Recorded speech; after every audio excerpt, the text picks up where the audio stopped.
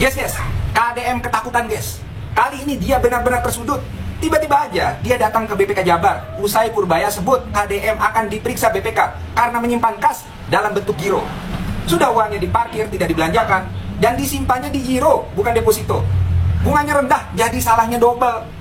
Kang Deddy, santai aja kawan. Kenapa gemeteran begitu? Kalau yakin bersih, nggak perlu sepanik itu.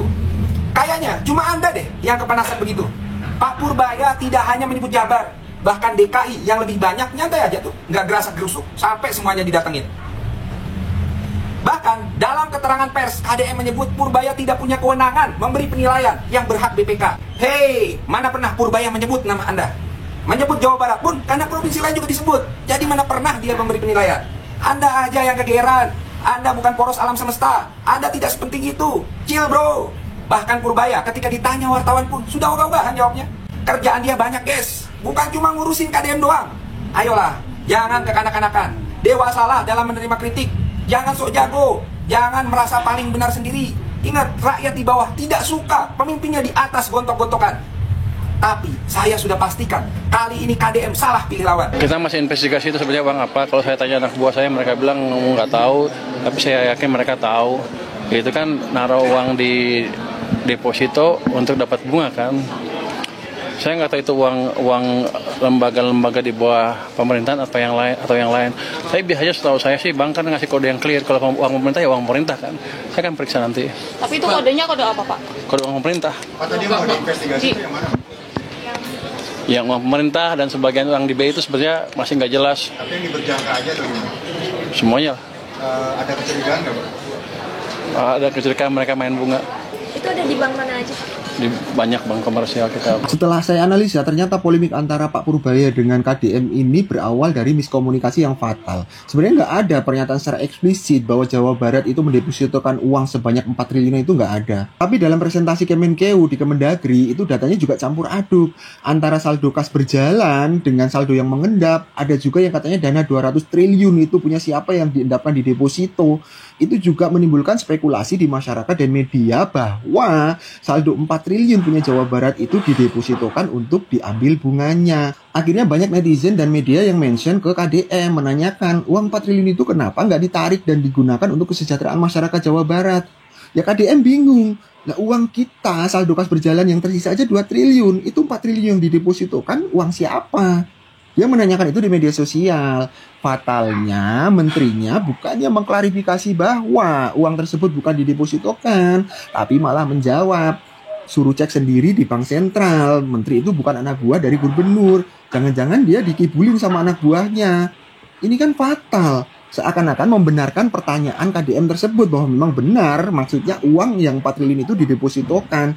Akhirnya setelah KDM ngecek di bank sentral, ternyata saldo 4 triliun itu adalah laporan keuangan, yang mana itu adalah saldo kas berjalan yang masih running. Artinya setiap hari ada keluar masuk dana. Kalau misalnya nggak ada masuk dana, pasti udah habis dari jauh-jauh hari. Ngapain itu dibilang saldo mengendap? Apalagi ada yang menganalogikan itu saldo didepositokan untuk diambil bunganya. Ini yang fatal di sini. Yang menjadi persepsi publik bahwa ada dana pemerintah yang disimpan sengaja kemudian dalam bentuk deposito diambil bunganya menjadi sangat bertentangan, karena uang yang disimpan itu adalah uang yang sebagai kas daerah yang dibayarkan dalam setiap hari. Misalnya begini, 3,8 triliun pada 30 September. Sekarang 2,6. Yang uang 2,6 itu belum tentu uang yang 3,8. Ini kan uang-uang baru yang masuk lagi per hari. Yang 3,8-nya sudah dibayarkan lagi. Kan uangnya berputar gini, ada yang masuk, ada keluar, ada masuk, ada keluar, gitu. Dan memang pemerintah harus mengelola uangnya seperti itu.